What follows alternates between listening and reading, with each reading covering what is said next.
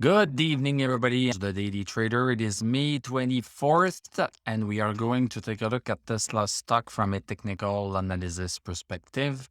My goal in doing these videos is to help you understand how you can use technical analysis to make better trading and investing decisions. But I am not a financial advisor, so please do your own research and make your own decisions. What else is new? Tesla is down $46.74, 6.93%. We closed at 628.16. Post market, we are up by 9 cents only. Let's look at the damage here on the chart. Okay, let me just get rid of this. I had a discussion with one of my members, and this is what I did here. Yesterday, we had a green candle. And we respected 633 as a support. But today, we lost the 633. And look at how perfect this is. We have a perfect touch to this support right here. So if it's a touch there, then the stock could be moving higher a little bit tomorrow. Let's go see the 1 hour chart. So the first hour of the day here, so we gapped down. So we closed yesterday at 674.76 and we opened today at 653. So there's a gap between the close of yesterday and the open of today. And then we went down during the first hour, came back a little bit above 633. So 633 was the important support today. So first hour, we stayed above. Second, third, fourth, we lost it. So at this point, this could be a short because we have support that was used a little bit and now it's breaking below it, stochastic below 60. But because we have the support that is so very close to it, we don't have much place to go down. It's not a bad short per se here, but I don't know if it's going to go well because the support is at 613. So maybe this is going to go there, but it does not always go right to support. So sometimes it could stop a little bit farther away.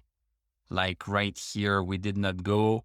I don't know if you see it, but right here on April 11th, we were quite a long way from support. And sometimes we touch it really nice like here, but sometimes we don't. So I don't know exactly yet, but we'll see what happens.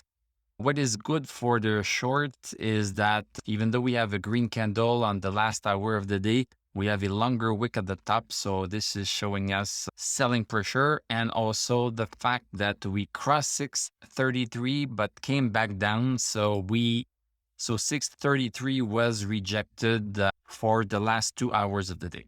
Let's say that chances are that we should be going down a little bit. We'll see. We don't act on what we think is going to happen. We act on what is actually happening in front of us.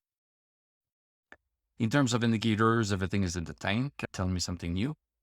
Okay, VIX. VIX is climbing back up again. VIX does not work very well with trends. It's not like a stock that there's some news and people think something about the stock and people act.